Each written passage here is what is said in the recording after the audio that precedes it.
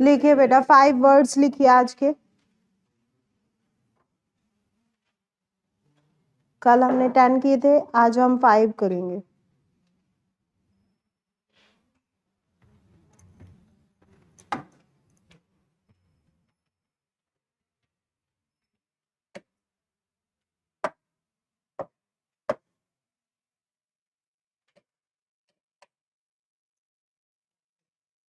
आपका first word है aggravate.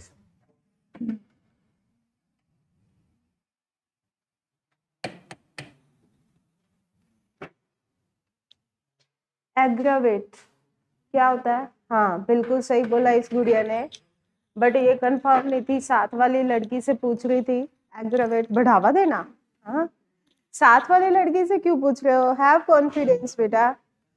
Yes confirm कर रही थी, अब अगली को पता ही नहीं, अगली ने क्या दिया नहीं तो चुप हो जाएगी वही की वही, है ना। तो एग्रावेट, एग्रावेट का मतलब क्या होता है बेटा? बढ़ाना। एक और हमने कल वर्ड किया था बढ़ाना का ही, उसको इंक्रीज करना। कौन से वर्ड किए थे हमने?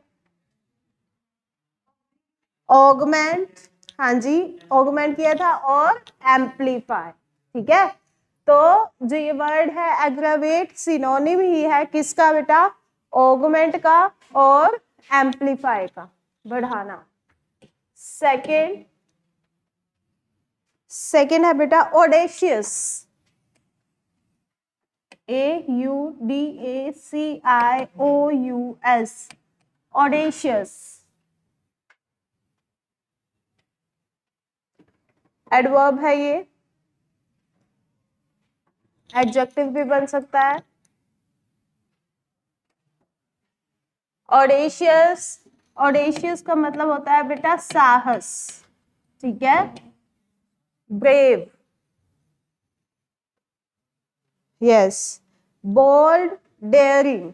ठीक है, बोल्ड और डेयरिंग इसके सिनोनिम है, तो साहस ये आप एक नाउन की तरह लेके जाओगे एडजेक्टिव की तरह, तो ये बन जाएगा साहसी। थर्ड,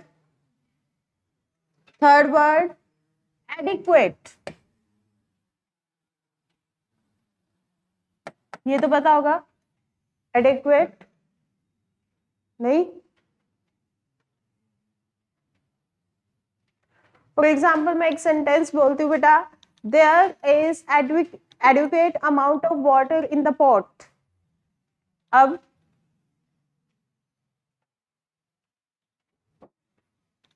आइडिया हुआ किसी को? There is advocate, advocate quantity या फिर advocate amount of water in the pot. Advocate का मतलब होता है बेटा पर्याप्त, पर्याप्त, इनफ। ठीक है, मतलब कि जिससे काम चल जाए।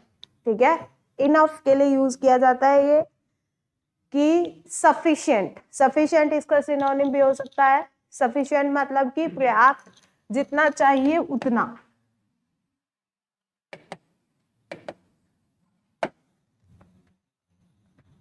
फोर्थ,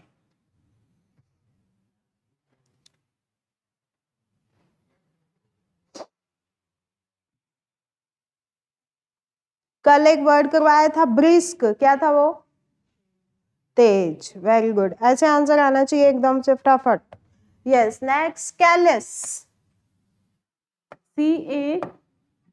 CALLOUS,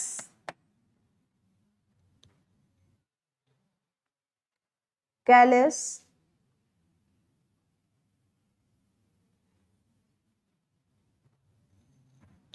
कैलेस मतलब कि कठोर, हार्ड के केस में यूज होता है। कोई सरफेस अगर हार्ड है, ठीक है, कोई बंदे की अगर करेक्टर हार्ड है, तब भी हम यूज कर सकते हैं। मतलब किसी भी हार्ड चीज के लिए हमें क्या यूज करना है? कैलस। नेक्स्ट, फिफ्थ, ये तो आता ही होगा, ऑथेंटिक। Very important.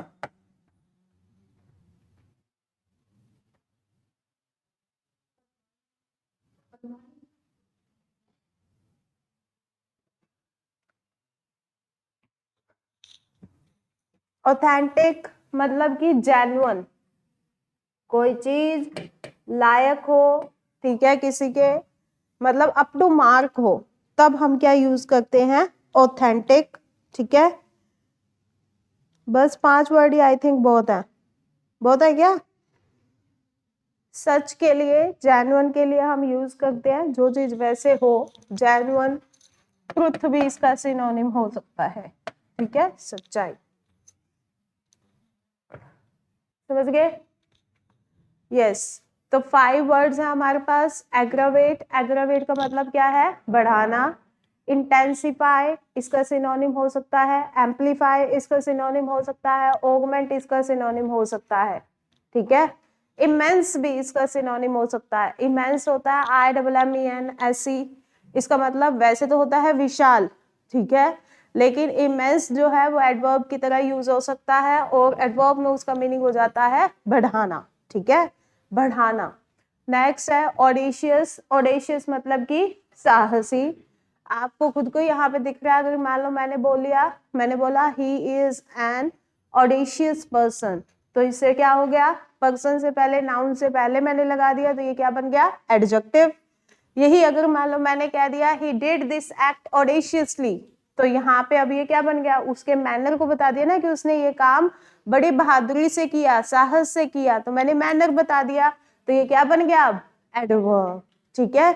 नेक्स्ट है एडवोकेट, एडवोकेट मतलब कि पर्याप्त, इनफ, सफिशिएंट, ठीक है, इसके सिनोनिम है जो चीज आपके लिए इनफ हो, जैसे कि 2 रोटी इनफ हो किसी पर्सन के लिए, तो वो हम क्या यूज कर सकते हैं, एडवोकेट।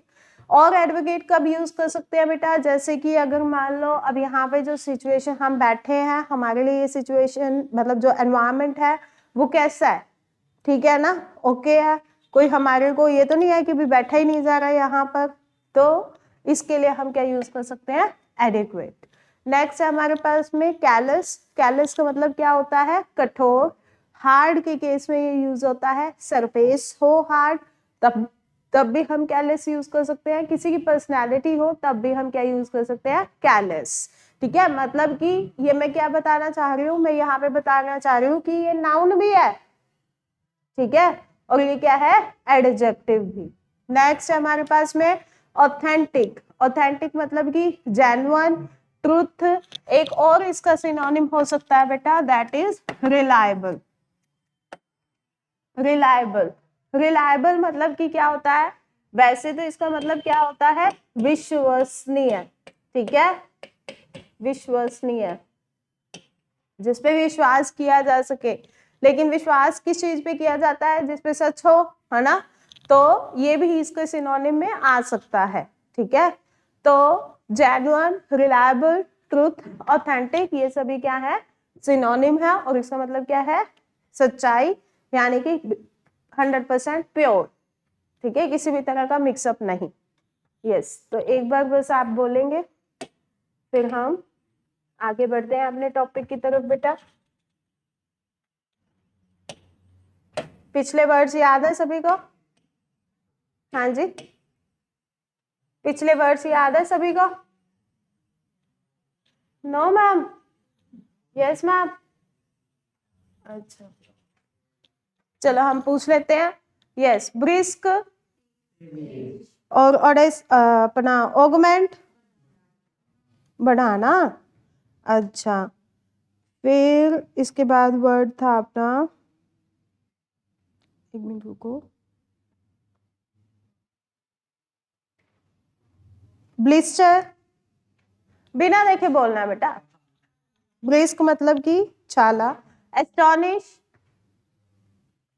हैरान, बिल्कुल सही बोला, इधर से कोई हैरान करना। इंस्टिगेट, उकसाना, ठीक है, जैसे आग में घी डालना का काम होता है, वैसे इंस्टिगेट काम करता है। ओवरवेल्म्ड, बहुत ज्यादा खुशी होना। रेकलेस, बेहुदा, ठीक है, मतलब केयरलेसली तरीके से कोई काम करे, बेहुदा तरीके से, जो कि जेन्युइन जो मेथड बना हुआ है वैसे नहीं, और तरीके से। नेक्स्ट वेगाबॉन्ड, आवारा। एम्पल, एम्पल अधिकता, प्रचुर, ठीक है। नेक्स्ट बेविल्डर, बेविल्डर एकदम से हैरान हो जाना, उलझन में पड़ जाना, ठीक है, तब भी हम क्या यूज करेंगे, बेविल्डर। बेविल्डर एक वर्ब है बेटा, ठीक है, इसकी सेकंड फॉर्म और थर्ड फॉर्म बनती है बेविल्डर्ड, बेविल्डर्ड, ठीक है। तो ये हमेशा क्या होगा, ये एक एक्शन है ना, हैरान होना, है ना, उलझन में पड़ जाना, तो ये क्या बनेगी, हमेशा वर्ब बनेगी, ठीक है बेटा। नेक्स्ट है एग्रावेट। एग्रावेट मतलब बढ़ाना। ऑथेंटिक, ऑथेंटिक विश्वसनीय, जेन्युइन रिलायबल, कैलस कठोर, ऑडेसियस एडिक्वेट पर्याप्त। हो गए ना 15 वर्ड्स लर्न, ठीक है, बस इतने ही करने होते हैं डेली के। अब देखिए हम यहाँ पे आते हैं, कल हमने क्या किया था, वर्ब ऑफ स्पीच तक किया था ना, कि वर्ब ऑफ स्पीच जो होती है वो अपने साथ में टू प्रपोजिशन नहीं लेती, एक्सेप्ट प्रोवाइड एंड सजेस्ट। अगर प्रोवाइड वर्ब आ गई मतलब कि verb of speech, verb of speech आपको बताया था बेटा कोई एक ऐसा वर्ड जो बताए कि आपका मैनर क्या होने वाला है, आप सेंटेंस में क्या बोलने वाले हो, रिक्वेस्ट करने वाले हो, सजेस्ट करने वाले हो, ऑर्डर करने वाले हो, प्रे करने वाले हो, ठीक है, विश करने वाले हो। तो ये सब वर्ड्स जो होते हैं वो है तो वर्ब भी ना। सजेस्ट मतलब कि किसी को सजेस्ट करना, है ना, मतलब कि हम सलाह दे रहे हैं। यही अगर मान लो मैंने एडवाइस बोल दिया तो सभी को पता है कि हम क्या कर रहे हैं, सलाह दे रहे हैं। मैंने ऑर्डर वर्ड यूज कर दिया तो पता लग गया कि मैं यहाँ पे क्या कर रही हूँ, ऑर्डर दे रही हूँ। बट यही अगर मान लो मैंने टेल वर्ब यूज कर दी तो क्या पता लगेगा मैं क्या कर रही हूँ, नहीं ना। तो यही चीज है, जिससे मैनर पता लगे हमारे को, वही वर्ब ऑफ स्पीच आ जाती है और उसके बाद में टू प्रेपोजिशन यूज नहीं होती। लेकिन सजेस्ट और प्रोवाइड ऐसी वर्ब है, अगर उनके बाद में ऑब्जेक्ट आ रहा है तब हमारे को टू प्रेपोजिशन यूज करनी है। जैसे कि यहाँ लिखा हुआ बेटा, I suggested to him to take medicine on time. I suggested, suggest verb आ गई, इसलिए साथ में कौन से प्रेपोजिशन आई है बेटा, टू। अब देखिए एक और चीज, अगर ये सेंटेंस ऐसे होता, आई सजेस्टेड हिम, हिम नहीं होता यहाँ पे, ठीक है, I suggested to take medicine on time, ठीक है, ये क्या लिखा हुआ है, मेडिसिन ऑन टाइम, ठीक है। तो अब यहाँ पे क्या है, सजेस्ट के बाद में क्या लगा दिया हमने, टू। हमारे को तो यही बताया है कि सजेस्ट के बाद में टू लगाना है, प्रोवाइड के बाद में क्या लगाना है, टू। हमें ये रूल क्या लगेगा, सही लगेगा या नहीं, अभी थोड़ी देर पहले यही बताया। लेकिन यहाँ पे एक चीज और लिखी हुई है कि इसके बाद में क्या आना चाहिए, कोई ना कोई ऑब्जेक्ट आना चाहिए। क्या आना चाहिए, ऑब्जेक्ट। अब ऑब्जेक्ट क्या होता है, आपको शुरू से ही बता रखा है, सब्जेक्ट को फाइंड आउट करना हो तो क्या लगाओगे आप, हु। ऑब्जेक्ट को फाइंड आउट करना होगा तो क्या आना चाहिए, what, where, whom. Suggest verb थी, उसके बाद में यहाँ पे क्या आना चाहिए बेटा, ऑब्जेक्ट। अब जैसे ही मैंने यहाँ पे हिम लगाया तब मुझे पता लगा कि ये तो क्या है, एक ऑब्जेक्ट है, किसको, हूम, किसको सजेस्ट किया मैंने, आंसर मिला मुझे क्या, हिम, मिल गया ना। तो ये क्या है हमारे पास में, ऑब्जेक्ट। तब मैं सजेस्टेड के बाद में कौन सी प्रेपोजिशन यूज कर दूंगी, टू। लेकिन अगर हिम नहीं लगा हुआ है तो मैं सजेस्ट के बाद में टू किसी भी हालात में यूज नहीं करूंगी। क्यों, क्योंकि टेक क्या है, टेक तो वर्ब है, ऑब्जेक्ट तो नहीं है ना। तो यहाँ पे सजेस्ट के बाद में टू तभी आएगा अगर बाद में क्या है बेटा, ऑब्जेक्ट, ठीक है। अगर सिंपल लिखा हुआ है ना, I suggested not to do this, तब वो सही है। लेकिन अगर यही लिखा होगा, I suggested to her not to do this, तब यहाँ पे ये भी सही है। क्यों, क्योंकि मैंने यहाँ पे हर लगा दिया, ऑब्जेक्ट लगा दिया, तब सजेस्ट के बाद में क्या लगा दिया मैंने, टू प्रेपोजिशन, ठीक है। ये चीज है इसमें। और इसमें क्या दे रखा है, other verb that take to after them when an object follows. बाकी और भी हमारे पास में है, जैसे कि say, suggest, propose, speak, speak, reply, explain, complain, talk, listen, write, report, pray और डिस्क्राइब। ठीक है, तो ये वर्ड्स हमारे पास ऐसे हैं। बाद में अगर ऑब्जेक्ट आएगा, ये सभी के सभी वर्ब ऑफ स्पीच है ना। लिसन मैं बोल रही हूँ तो किसी को कमांड दे रही हूँ, ऑर्डर कर रही हूँ कि सुनो, है ना। सजेस्ट कर रही हूँ, एक्सप्लेन कर रही हूँ, रिप्लाई पता लग रहा है कि कोई क्वेश्चन था उसका रिप्लाई कर रही हूँ, है ना। वर्ड ही खुद ही बोल रहे हैं। तो इन वर्ड्स के बाद में अगर ऑब्जेक्ट आता है तब मैं टू प्रेपोजिशन लगाऊंगी, अदरवाइज मैं टू प्रेपोजिशन नहीं लगाऊंगी। ठीक है, ठीक है, हो गया। इसके बाद में told doesn't take to if followed by an object। उन्होंने कहा है कि ये कुछ एक ऐसी वर्ब है जिनके बाद में अगर ऑब्जेक्ट आ जाता है तब वो टू प्रेपोजिशन नहीं लेते। अब ये याद ही करनी पड़ेंगी आपको। ठीक है, एक याद कर लो, दूसरे अपने आप ही पता लग जाएंगी। ठीक है, तो ये क्या कह रहा है, जैसे कि advice, tell, ask, beg. Beg मतलब भीख मांगना, command, encourage, request, inform, thank, welcome, warn, forbid हाँ मना करना बेटा, माफ करना नहीं, वो फॉरगिव होता है। ऑर्डर, कॉम्प्लीमेंट और कॉन्ग्रेचुलेट और रिमाइंड। ठीक है, कॉम्प्लीमेंट यहाँ पे ध्यान से देखिए कौन सा है, COMPLIMENT। बेटा दो तरीके के होते हैं, एक होता है कॉम्प्लीमेंट और एक होता है यहाँ पे आई आ जाता है। ठीक है, बाकी सारा सेम जैसे ऊपर लिखा हुआ। कॉम्प्लीमेंट हो गया यानी किसी को हम कहते हैं वाह बहुत सुंदर लग रही है तू तो, है ना, तो वो क्या है, एक कॉम्प्लीमेंट। और ये वाला जो कॉम्प्लीमेंट है ये क्या है, किसी चीज को कंप्लीट करता है, जैसे verb complement, subject complement, object complement, यानी कि ये पूरक है, पूरक का काम करता है। ठीक है, इसका भी आगे टॉपिक है, अलग अलग टाइप के होते हैं। ऑब्जेक्ट कॉम्प्लीमेंट हो गया, सब्जेक्ट कॉम्प्लीमेंट हो गया, वर्ब कॉम्प्लीमेंट हो गया। ठीक है, तो बहुत सारे कॉम्प्लीमेंट्स होते हैं, तो अभी हम उसमें नहीं जाते, सिर्फ इतना ध्यान रखो कि ये क्या है, पूरक, कंप्लीट करें जिसको। ठीक है, तो ये वाले वर्ड्स हैं, ये क्या कहते हैं कि हमारे बाद में अगर ऑब्जेक्ट आएगा तब हम टू प्रेपोजिशन नहीं लेंगे, बस ये कह रहे हैं। ठीक है, इसके बाद में reach doesn't take any preposition if followed by the name of the destination. मतलब कि इन्होंने कहा है कि अब जैसे मान लो मैंने कहा रीच और बाद में मैंने यहाँ पे क्या लगा दिया, अकेडमी, आई रीच्ड। ठीक है, इसके बाद मैंने यहाँ पे लगा दिया एट अकेडमी ऑन 10 AM, ऐसे लिख दिया मैंने। यहाँ पे मैंने कौन सी वर्ब यूज कर दी, पहले तो टेंस बताओ कौन सा है, पास्ट। पास्ट का कौन सा, सिंपल पास्ट। क्यों, क्योंकि वर्ब की कौन सी फॉर्म है, सेकंड फॉर्म। अब मैंने रीच के बाद में यहाँ पे बता दिया ना कि कहाँ पे पहुंची हूँ, अकेडमी में पहुंची हूँ, तो यहाँ पे मैंने कौन सी प्रेपोजिशन लगा दी बेटा, एट। लेकिन ये क्या कह रहे हैं कि मैं जो है ना कोई भी, रीच वर्ब क्या कहती है कि मैं कोई प्रेपोजिशन नहीं लूंगा अगर मेरे साथ में डेस्टिनेशन को मेंशन कर दिया तो। जैसे कि ये एग्जांपल देखिए आप, आई रीच्ड दिल्ली, है ना।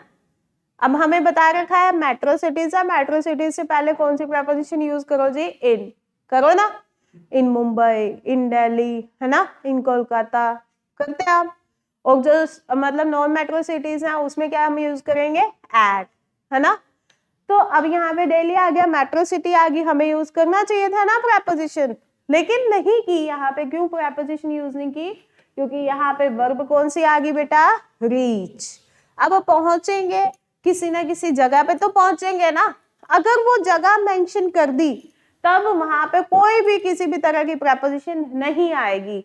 जैसे कि यहाँ पे लिखा हुआ है बेटा आई रीच्ड दिल्ली, वो दिल्ली में पहुंचा, जगह बता दी ना, तो इसलिए यहाँ पे दिल्ली से पहले कोई प्रेपोजिशन यूज नहीं हुई।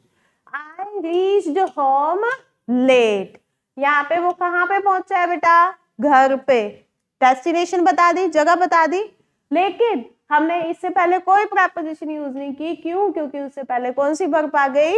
Reach verb. ठीक है, तो रीच वर्ब कहती है मेरे बाद में जगह बता दी तो मैं नहीं आऊंगा, कोई भी प्रेपोजिशन नहीं लूंगा। ठीक है, नेक्स्ट। अब इसके बाद एक ये बड़ी मजे वाली बात है, ये क्या कह रहा है?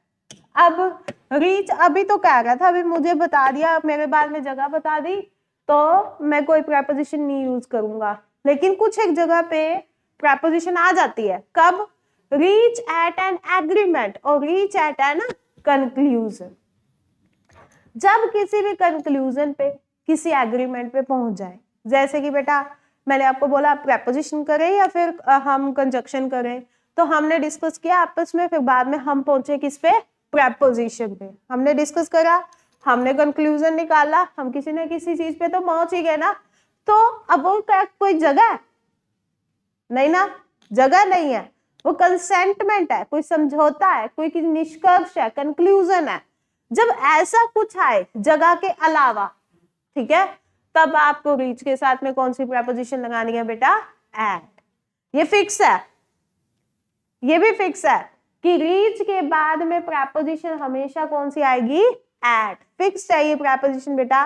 रीच इन नहीं मिलेगा आपको, ठीक है, रीच फॉर नहीं मिलेगा, रीच टू नहीं मिलेगा, कभी भी हमेशा क्या मिलेगा? Reach at. ठीक है, जैसे कि यहाँ पे एग्जाम्पल दे रखा है द कमेटी। कमेटी की स्पेलिंग देखेंगे, सभी के सभी बोलेंगे एक बार। बड़ी कमाल की स्पेलिंग है ये, MITT।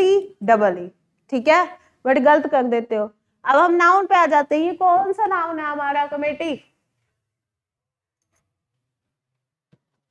नाउन चैप्टर कर लिया ना हमने? नाउन कौन सा है ये?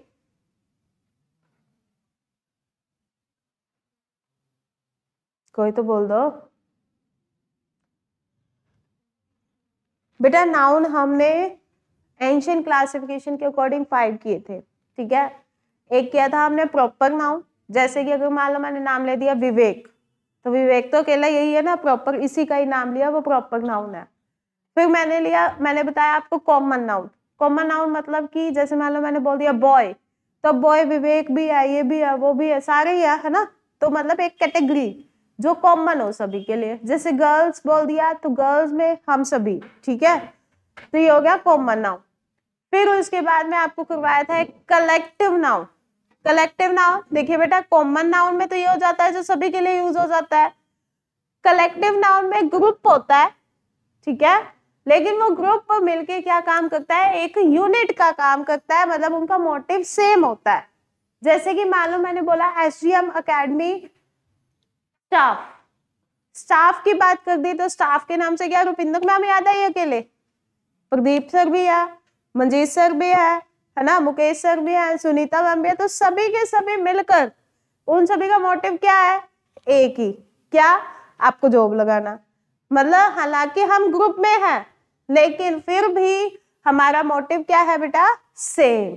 इसी तरीके से जो कमेटीज होती है, जो कमेटी बना देते हैं, उनका मोटिव तो सेम ही होता है ना, अलग अलग कमेटी बनाई हो चाहे, लेकिन वो कमेटीज जो होती है उनका मोटिव सेम होता है। जैसे कि अब मान लो मेरी मम्मी ने मेरे को कहा मैंने कमेटी डाली है, तो उनका 9-10 जानों का कमेटी डालने का मतलब क्या है कि मिलके पैसे इकट्ठे करने हैं, किसी के काम आ जाएंगे, पहले इसके आगे काम, फिर उसके काम आगे, फिर तीसरे के काम आगे, यही बात है, motive same.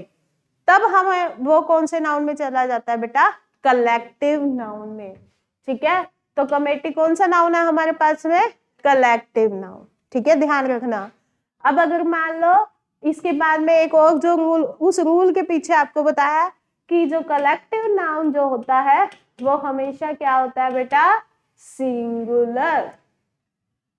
Collective noun plural बन जाता है, कब बन जाता है?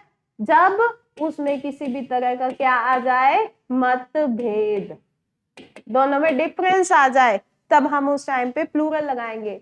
जब अगर कमेटी कह रही है ठीक है, जो कर दिया ओके है, सभी मान गए, तब हेल्पिंग वर्ब कौन सी लगाओ? Singular, is, has, was. ठीक है, लेकिन अगर मान लो सेंटेंस में पता लग रहा है कि एक बंदा जो है ना बीच में गलत दूसरे तरीके से बोल रहा है, ऐसे कैसे कर सकते हो तुम, तो मेरी सुनते ही नहीं है ना, कुछ ऐसा मतभेद सा आ जाता है तब हेल्पिंग वर्ब क्या लगा देनी है, आर, मतलब कि प्लूरल, आर, हैव, वर, ठीक है, प्लूरल हेल्पिंग वर्ब्स लगेंगी तब, ये बात है। अब ये आ गया, अब ये किस पे पहुंचे हैं जी बेटा, कंक्लूजन पे, कोई जगह पे तो नहीं पहुंचे ना, इसलिए रीच के साथ कौन सी प्रेपोजिशन आई है, एड, ठीक है। नेक्स्ट 59, पिछला रूल समझ में आ गया सभी को, किसी को कोई डाउट है तो बेटा पूछ लेना, अभी भी बहुत ही इंपॉर्टेंट चल रहा है ये, ठीक है। नेक्स्ट है हमारे पास में go, come, arrive, reach doesn't take any preposition if followed by home। Reach तो वैसे भी नहीं लेता अपने साथ में कोई preposition, है ना, बाद में अगर कोई जगह आ जाए तो, लेकिन गो, कम, अराइव ये भी कोई preposition नहीं लेंगे अगर बाद में कौन सा वर्ड आ जाता है, कौन सा नाउन आ जाता है बेटा, होम। जैसे कि आप एग्जांपल दिया हुआ है, आई कम होम एट 7 PM। कम, अब यहाँ पे पता नहीं क्यों यहाँ पे ऐसे लगा देते हैं at home, I come at home, he came at home, I went to home, ऐसे लगा देते हैं ना, लेकिन वहां पर ये सब क्या है, गलत। जैसे मान लो मैंने लिखा I went to home, he came at home, ये गलत है सेंटेंसेस। ये वेंट मैंने लगाया है, गो की ही सेकंड फॉर्म लगाई है ना, गो, वेंट, गॉन, तो इसकी सेकंड फॉर्म लगा दी तो क्या हो गया, लेकिन ये वर्ब जो है अपने साथ में टू प्रेपोजिशन या कोई भी प्रेपोजिशन नहीं लेती है, चाहे एट हो, चाहे टू हो, चाहे फोर हो, कोई भी हो, कोई भी प्रेपोजिशन नहीं लेगी अगर वहां पे नाउन कौन सा आ जाएगा, होम। अब देखिए ध्यान से, मैंने बोला कि ये गलत है, आई वेंट टू होम, यही बोला मैंने, ये गलत है सेंटेंस, है ना, क्यों, क्योंकि यहाँ पे गो वर्ब आ गई और यहाँ पे जो नाउन आया वो कौन सा आया बेटा, होम, तो मैंने यहाँ पे टू प्रेपोजिशन जो यूज की है ये क्या है बेटा, गलत, यही रूल कह रहा था हमारा। अब इसके बाद में अगर मान लो मैं यहाँ पे कुछ ऐसा लगा देती हूँ, यहाँ पर कोई ना कोई पॉजिटिव एडजेक्टिव, जैसे माय, हिज, हर, ठीक है, तब ऐसे केस में मैं होम से पहले क्या यूज कर सकती हूँ, कोई प्रेपोजिशन यूज कर सकती हूँ। जैसे कि अगर मान लो मैंने लिख दिया I went to my home, तब ये सेंटेंस क्या है, सही, तब ये सही है, क्यों, क्योंकि यहाँ पे क्या आ गया मेरे पास में, पॉजेसिव एडजेक्टिव। आप अभी उसमें ना जाइए क्योंकि मैंने आपको अभी प्रोनाउन का चैप्टर नहीं करवाया, ठीक है, प्रोनाउन का चैप्टर नहीं हुआ ना, इसीलिए नहीं करवाया, क्यों, क्योंकि आपको अगर नाउन प्रोनाउन इकट्ठा करवा देते हैं ना तो फिर आप भूल जाते हो, बाद में फिर पूछती हूँ, फिर भूल गए, पता ही नहीं क्या है, फिर वो प्रोनाउन प्लेन नाउन जैसे हुआ पड़ा, अभी पूछा कलेक्टिव नाउन, तो वही चीजें है। तो एक बार प्रेपोजिशन हो जाएगा फिर हम चलेंगे प्रोनाउन के चैप्टर पे, उससे नाउन भी क्लियर हो जाएगा, प्रोनाउन भी हो जाएगा। अब देखिए यहाँ पे क्या है, मैंने यहाँ पे गो वर्ब लगाई, उसके बाद में मैंने नाउन कौन सा लगाया, होम, तो मैंने टू प्रेपोजिशन नहीं लेनी, लेकिन अगर कोई भी वर्ब लगी है, कम लगी है, गो लगी है, रीच लगी है, जितनी वर्ड उसमें लिखे हुए थे, उसके बाद में मैं कोई भी प्रेपोजिशन यूज कर सकती हूँ अगर होम से पहले कोई ना कोई पोजेसिव एडजेक्टिव है, मतलब कि इतना बात मान लो कोई वर्ड लिखा हुआ है तो, मतलब कि होम से जस्ट पहले कोई प्रेपोजिशन नहीं आएगी, ठीक है, ये बात है, होम लिखा हुआ है साथ में चिपका के अपन कोई प्रेपोजिशन नहीं लगानी, अगर कोई वर्ड लिखा हुआ है तब हम प्रेपोजिशन लगा सकते हैं, ठीक है, इतनी सी बात है।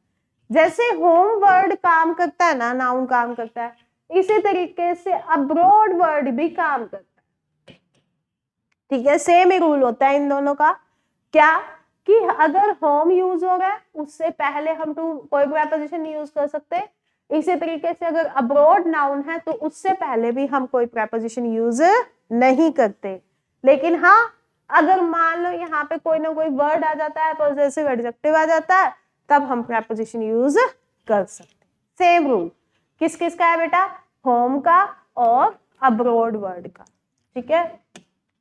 अच्छा, अब हम चलते हैं आगे, कहाँ गया वो,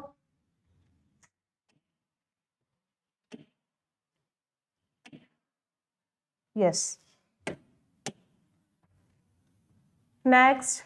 तो गो वर्ड होम, कम, अराइव और रीच। रीच का तो वैसे ही क्लियर है कि अगर मान लो रीच के बाद में डेस्टिनेशन बता दोगे तो प्रेपोजिशन यूज ही नहीं करनी है ना। तो मेन तो ये वर्ड याद करो, गो, कम और अराइव, ठीक है। मतलब आने जाने वाले केस, जाना, आना, पहुंचना, ठीक है। ऐसे केस में हमारे को नहीं यूज करना है होम के साथ प्रेपोजिशन। Next, leave. लीव जैसे मैंने आपको अभी भी बताया, रीच है, रीच के साथ में फिक्स प्रेपोजिशन बताइए आपको कौन सी, एट, है ना। इसी तरीके से लीव जो है ना, लीव के साथ में भी एक प्रेपोजिशन फिक्स है और वो कौन सी है बेटा, फॉर। क्या लिख रखा है, लीव फॉर सम डेस्टिनेशन, मतलब कि किस डेस्टिनेशन, मतलब कि जगह, किसी जगह पे पहुंचना।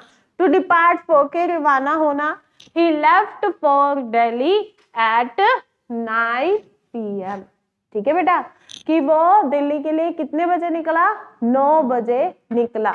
लीव वर्ब आ गई ना, लीव की सेकंड फॉर्म कौन सी, लेफ्ट, और उसके साथ में कौन सा वर्ड आ गया, कौन सी प्रेपोजिशन आ गई जी, फॉर। बात इतनी सी है, लीव के साथ में प्रेपोजिशन एक फिक्स है और वो कौन सी है बेटा, फॉर। नेक्स्ट है हमारे पास में एग्री। एग्री क्या है, अच्छा देखो ऊपर वाले केस में हमारे पास में लीव के साथ में फॉर यूज कर रखा है, डेस्टिनेशन के केस में, किसी भी केस में अगर यूज हो, जैसे कि आप बचपन में भी तो लिखते थे, I want leave for 1 day, 2 day, 3 day, 4 day, है ना, मेरे को शादी में जाना है, मैं बीमार हूं, है ना। तो लीव हम वहां पे भी यही यूज करते थे, ठीक है। वहां पे छोड़ने के लिए नहीं यूज करते थे, मतलब कि लेफ्ट के केस में यूज नहीं करते थे, तब हम उस टाइम पे किसके लिए यूज करते थे, छुट्टी के लिए। है तो लीव वर्ब ना, वर्ब सेम है, मीनिंग उसके दो है, वर्ब अलग अलग नहीं है वो, ठीक है। लीव डिलीव्ड सुना है किसी ने, नहीं सुना ना, हमेशा क्या सुना, लीव, लेफ्ट, लेफ्ट, यही सुना, यस या नो, यही सुना बेटा। तो फिर वो इससे क्या पता लगता है कि ये दोनों की दोनों जो वर्ब है ना वो अलग अलग नहीं है, एक ही वर्ब की क्या है, मीनिंग अलग अलग है। जैसे कि बेटा आपके सामने अगर मैं एक वर्ड लिखूं दैट इज लाई, और एक और वर्ड लिखूं वो कौन सा है, लाई, मैडम ये दोनों तो सेम सेम है, ऐसे कैसे बता रहे हो आप ये अलग अलग है, अलग अलग है बेटा। लाई है, इसको मैंने अगर यूज कर दिया ऐसे लाइड, लाइड, लाइड, लाइड, तो ये झूठ के केस में है वर्ब। और यही अगर मैं इसकी बात करती हूँ तो आप उस टाइम पे लेड, लेड, इसके केस में भी यूज कर सकते हो, मतलब कि लेटे हुए हो ना, ठीक है। तो ये दोनों वर्ब अलग अलग है, लेकिन लीव जो है वो एक ही वर्ब है और एक ही वर्ब के क्या है, अलग अलग मीनिंग, दो मीनिंग है, लेकिन प्रेपोजिशन क्या है उसके लिए, फिक्स्ड, कौन सी, for. Next, agree with someone, agree to a matter. Agree verb किसके लिए यूज होती है बेटा, जब हम किसी चीज के लिए क्या होते हैं, सहमत। अब सहमत दो तरीके से हो सकते हैं, या तो किसी बंदे के साथ सहमत हो सकते हैं आप, या किसी चीज के लिए सहमत हो सकते हैं। तो मैंने अगर किसी बंदे के साथ अगर सहमत है तब हम एग्री के साथ क्या लगाएंगे, प्रेपोजिशन विद। और अगर किसी आप मैटर पे, किसी ओपिनियन पे, किसी इश्यू पे अगर एग्री कर रहे हैं तब आप उस टाइम पे कौन सी प्रेपोजिशन लगाएंगे, टू। जैसे कि यहाँ साफ साफ लिखा हुआ है, I agree with my friend. अब यहाँ पे क्या है, फ्रेंड कौन है, पर्सन, ठीक है, तो इसलिए एग्री के साथ क्या लगा दिया, विद। अब सजेशन है तो एग्रीड के साथ में क्या प्रेपोजिशन लगा दी, टू, ठीक है। नेक्स्ट, एनोय, जैसे कि एग्री वाला केस है वैसे ही एनोय वाला केस है। बेटा ये चीज ना आप थोड़ा सा ध्यान में दो कि जब भी पर्सन की बात आती है ना तो लगभग 80-90% केसेस में विद ही लगता है, ठीक है। और आप जो एग्जाम दे के आओगे ना उसमें भी लगभग यही चीज ही ध्यान रखना, ज्यादा इतना दिमाग को यूज करने की जरूरत नहीं है, बाकी भी और भी बहुत चीजें होती हैं। मेरी जो याद करने की ट्रिक होती है वो हमेशा होती है मैं एक सेंटेंस को मतलब अपने आप बना लेती हूँ। जैसे कि अगर मान लो मैं वोकैबुलरी याद कर रही हूँ तो वोकैबुलरी मैं ऐसे नहीं याद करती कि अनोय नाराज होना, इंस्टिगेट भड़काना, ठीक है, और बेविल्डर उलझन में डालना, ऐसा करके तो फिर मेरे को कितने वर्ड याद हो जाएंगे, भूल जाऊंगी ना मैं, है ना, सभी भूल जाते हैं। तो इसको याद करने का तरीका क्या है बेटा, आपने अगर कोई वर्ड सुन लिया, बेविल्डर वर्ड सुन लिया फॉर एग्जाम्पल, और आप ना आज के दिन में कहीं ना कहीं कंफ्यूज हुए मैथ में, यार ये सम ही नहीं होगा, मैं तो कंफ्यूज हो गया, तो उस कंफ्यूज वर्ड की जगह पर आप बेविल्डर यूज कर दो, ठीक है। कल तो मैं जो है ना बहुत ही उलझन में ही पड़ गया, क्या बताऊं, तो ऐसे केस में क्या यूज कर सकती हूँ, आई गॉट बेविल्डर्ड यूज कर सकती हूँ ना। तो मेरा ट्रिक जो होता है वो हमेशा यही होता है कि मैं अगर कोई नया वर्ड सीखती हूँ तो उसको कहीं ना कहीं 1 या 2 बार अप्लाई कर देती हूँ, उससे वो वर्ड कभी भूलता ही नहीं है। तो वही चीज आपने, अब जो ये फिक्स प्रेपोजिशन है इस केस में भी आपने यही करना है। अगर आपको कोई प्रेपोजिशन याद नहीं हो रही कि इसके साथ में ये लगेगी, इसके साथ में ये लगेगी, नहीं याद रहती, कितनी करवा दी है ना, तो ऐसे केस में आपने सेंटेंसेस बनाने शुरू कर देने हैं। जैसे कि वो साथ में वो लास्ट सेंटेंसेस ही तो लिखे हुए हैं, वो क्यों लिखे हुए हैं, सीधा ही मीनिंग आपको बता देते, है ना। तो annoy with है जैसे, तो यहाँ पे क्या यूज कर दिया, annoy के साथ में with, कब यूज किया, जब आप किसी पर्सन के साथ में क्या है, नाराज, ठीक है। तो अब जैसे कि मैं तो तेरे से नाराज हूं, I am annoyed with you, समझ गए, सेंटेंस बन गया, प्रेपोजिशन भी याद रहेगी।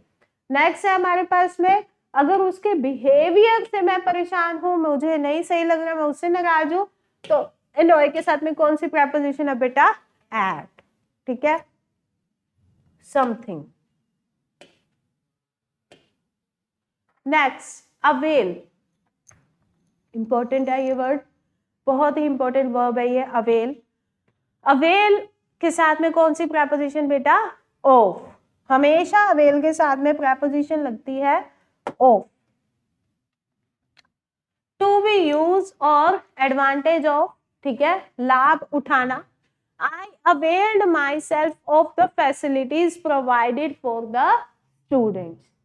यहाँ पे बेटा देखिए बहुत ही ध्यान देने वाली बात है, मैम आपने तो ये बोला था जैसे I went to home, गलत है, I went to my home सही है ना।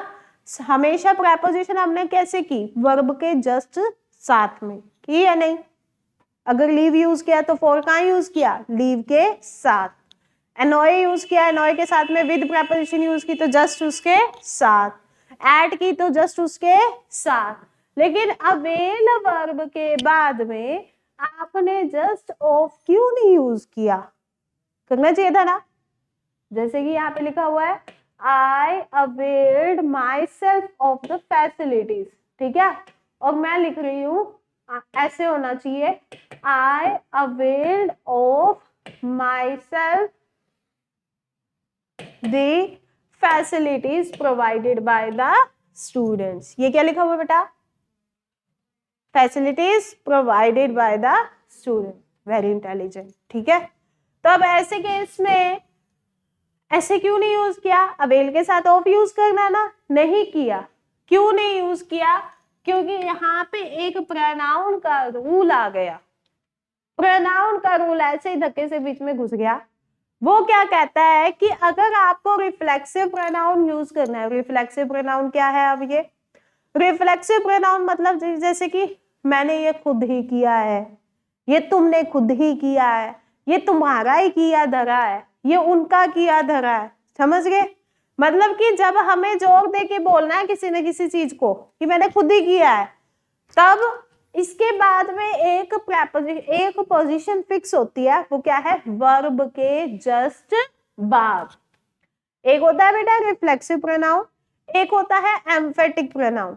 अगर सब्जेक्ट के जस्ट बाद में यूज कर रहे हो आप my self, your self, him self, her self, them self, तब वो क्या बन जाएगा, एम्फेटिक।